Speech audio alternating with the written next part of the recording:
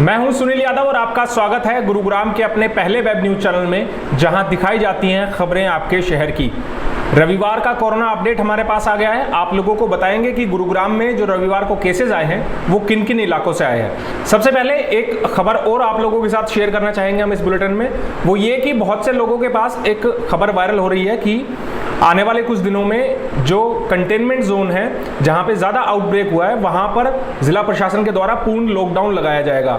बहुत से लोगों ने ये हमसे सवाल किए, हमारे व्हाट्सएप नंबर पर जानकारी मांग रहे हैं, तो वो जानकारी हम बताना चाहेंगे आप लोगों को कि कंटेनमेंट का अर्थ ही यही है कि वहां पर पूर्ण तरीके से लॉकडाउन होता है और वहां पर किसी को भी आवाजाही पर रोक होती है। वहां केवल एसेंशियल सर्विसेज से जुड़े हुए लोग ही आवाजाही कर सकते हैं या एसेंशियल से जुड़ी हुई दुकानें ही वहां पर खुल सकती है कंटेनमेंट जोन में। आपको याद होगा इसी सप्ताह जब जिला प्रशासन ने एक प्रेस कॉन्फ्रेंस का आयोजन किया था, तो उसमें डीसी साहब ने हमारे सवाल पर साफ कहा था कि कंटेनमेंट आज के समय में नियम क्योंकि बदल चुके हैं, तो आज के समय में कंटेनमेंट एक घर भी हो सकता है, एक सिंगल मकान भी हो सकता है, एक गली पूरी हो सकती है या एक मोहल्ला पूरा हो सकता है, या किसी सोसाइटी में एक पूरा टावर या ग्रुप ऑफ टावर भी कंटेनमेंट में बनाया जा सकता है। लेकिन ये डिपेंड करता है कि किन इलाकों से कितने ज्यादा केसेस आए हैं। जो आउटब्रेक हुआ है 7-8 लोकेशंस जो जिला प्रशासन के द्वारा शेयर की गई है, वहां पर ज्यादा केसेस हैं, इसीलिए वहां पर हो सकता है कि पूरी गलियों को कंटेनमेंट में तब्दील किया जाए। कंटेनमेंट शुरुआत से ही इसी तरह से रहा है कि जो छूट मिली थी लॉकडाउन 2 या 3 के आसपास, उसके बाद अनलॉक में जो छूट मिली है उनमें कंटेनमेंट को छोड़ के वो सारी छूट मिली है हम लोगों को। तो इसीलिए आप लोगों को ज़्यादा जो डीसी साहब ने कहा था कि ये टर्म्स हैं, इनको लेकर ज़्यादा घबराने की ज़रूरत नहीं है। जिस तरह से लॉकडाउन पहले हुआ था लॉकडाउन 1 में, उसी तरह से कंटेनमेंट जोन जो है वो अभी भी उनमें ये नियम लागू होते हैं। पूर्ण जो लॉकडाउन होता है वो वाले नियम लागू होते हैं। तो एज सच ये कोई नए कानून नहीं है कि कंटेनमेंट जोन में दोबारा लॉकडाउन होगा। वहां पर पहले ही लॉकडाउन वाली स्थिति बरकरार रहती है, इसीलिए उसका नाम कंटेनमेंट जोन रखा गया है। दूसरी बात यह कि गुरुग्राम में 1 जुलाई से गुरुग्राम के जो मॉल्स हैं उनको ओपन करने के आदेश दे दिए गए हैं और जो स्टैंडर्ड ऑफ प्रोसीजर हैं उनके द्वारा ही वो जो नियम बनाए गए हैं उनके द्वारा ही मॉल्स को खोला जाएगा, जो नियम जारी किए गए हैं। और अगर उन नियमों को कोई मॉल या कोई शॉप संचालक उनको पालना नहीं करता है तो उनको फिर दोबारा से बंद करने के आदेश भी दिए जाएंगे। इसके साथ ही जिम और मंदिरों को, धार्मिक स्थलों को खोलने के अभी कोई आदेश नहीं आए हैं। जैसे कोई आदेश आएंगे हम आप लोगों के साथ वो शेयर करेंगे।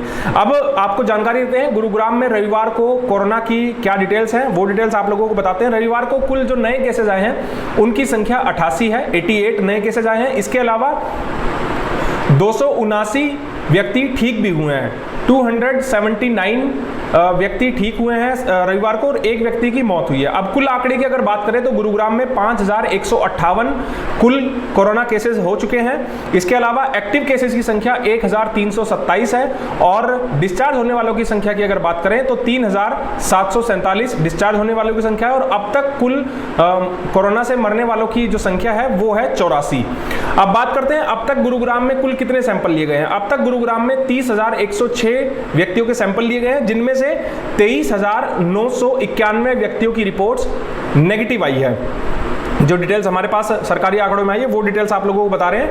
रविवार के दिन 957 व्यक्तियों के सैंपल्स कुल लिए गए हैं, जिनमें से निजी लैब द्वारा 632 लोगों के सैंपल्स लिए गए हैं और सरकारी लैब द्वारा 325 लोगों के सैंपल्स लिए गए हैं। इसके अलावा जो सरकारी आंकड़ों के अनुसार रिपोर्ट अवेटेड है उनकी संख्या 221 है।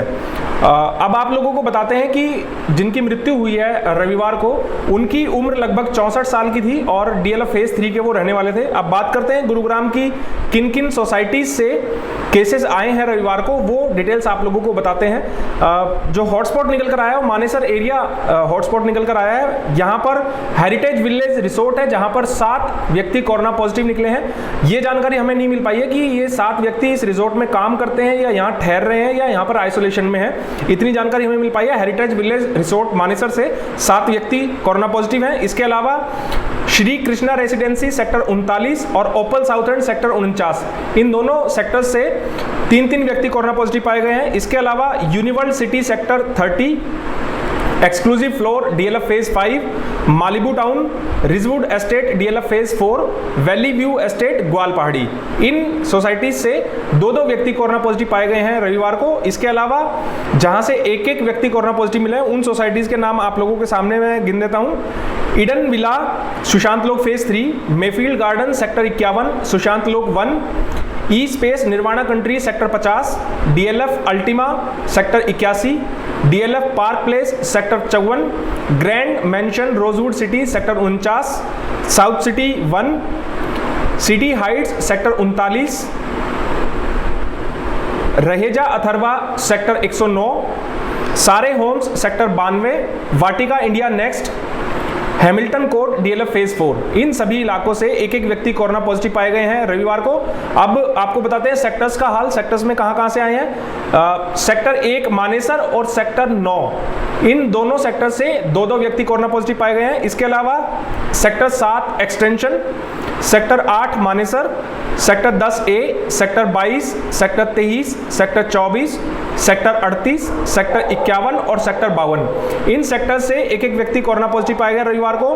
अब आपको बताते हैं DLF फेज 3 से 4 व्यक्ति कोरोना पॉजिटिव मिले हैं। इसके अलावा Chakarpur DLF phase 1, DLF phase 2, Madan Puri, Om Nagar, Wazirabad और राजीव नगर, इन सभी इलाकों से 2-2 व्यक्ति कोरोना पॉजिटिव पाए गए हैं रविवार को। इसके अलावा जहां से एक व्यक्ति कोरोना पॉजिटिव मिले हैं वो भी आप लोगों को बता देते हैं। अर्जुन नगर, चार मरला गुड़गांव, बालूदा सोहना, बालियामास गांव, भोड़ा कला, देवी मोहल्ला भौंसी, देवीलाल कॉलोनी, जाटोली गांव पटौदी, कांकरोला गांव, लक्ष्मण विहार, मनोहर नगर, पालम विहार, राजेंद्र पार्क, सोहना, सरहोल सेक्टर 18, शक्ति नगर, समसपुर, शिवनगर, सूर्य विहार सेक्टर 4, शांति नगर और सराय अलावर्दी, इन इलाकों से एक व्यक्ति कोरोना पॉजिटिव पाए गए हैं रविवार को।